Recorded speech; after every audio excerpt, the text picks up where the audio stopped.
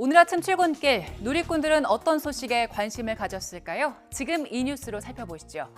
트럼프 전 대통령 피격과 관련해 SNS에선 근거 없는 음모론이 끊이지 않고 있습니다.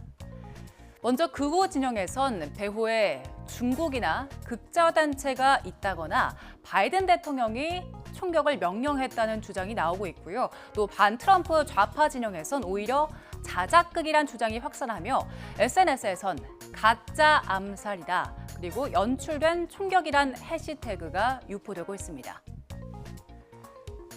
지금 이런 얘기도 나오고 온갖 있더라고요. 음모론은 이제 많이 나올 겁니다. 왜냐하면 일단 이 범행의 동기부터 사실 분명하지가 않아요. 트럼프를 겨냥한 이 범행인 것으로 보이는데, 하지만 이 범죄자가 그 자리에서 사실 죽었잖아요. 그죠? 그래서 이 사람의 이 어떤 자백이 필요한데, 지금은 어떻게 해서라도 그냥 정황적인 근거를 가지고 범죄의 동기를 갖다 추정할 수밖에 없어요. 하지만 독립적인 기관에서 철저하게 수사를 해서 어떤 공정한 수사 결과가 나와야겠다라고 하는 상황이기 때문에 이게 좀 시간이 걸릴 거예요. 그동안에 굉장히 많은 음모론이 나올 수 있을 거라고 생각합니다. 국내 누리꾼들은 어떤 생각을 하고 있을까요? 보통 저런 상황에선 서로의 아뒤를 묻는데 트럼프는 신발을 먼저 찾았다. 연설 장소와 사격 지점이 200m도 안 되는데 경호팀이 몰랐다는 건 말이 안 된다면서 의심을 품은 반응도 많았지만, 조금만 틀어져도 머리에 총을 맞는데 이기고 있는 후보가 굳이 그런 도박을 하겠느냐며 자작극 주장을 반박하는 댓글도 많았습니다. 댓글이 많이 달린 소식 하나 더 보죠. 인기 유튜버 찌양을 협박해 수천만 원을 뜯어낸 의혹을 받는 유튜버 구제혁, 이준희 씨가 어제 검찰에 자진 출석해 혐의를 부인했습니다. 검찰의 모습을 드러낸 유튜버 구제혁, 찌양에게 고개 숙여 사과드린다면서도 자신의 혐의에 대해선 부인했습니다. 찌양 측에서 폭로를 막아달라고 먼저 접근했고 5,500만 원은 그 대가로 합의한 금액이라면서 관련 증거가 있다는 겁니다.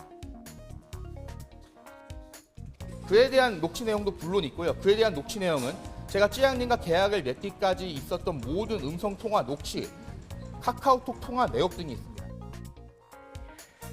구제혁을 비롯한 이른바 사이버 해커 유튜버를 보는 여론은 싸늘합니다.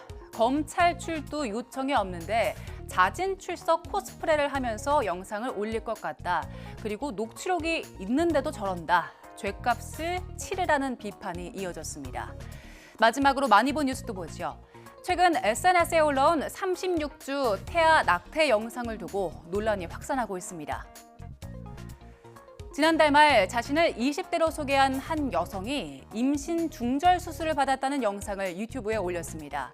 36주 차에 들어서야 임신 사실을 알고 낙태 수술을 받았다는 내용인데요. 진위 여부는 확인해봐야 하지만 논란이 일파만파 커지고 있습니다.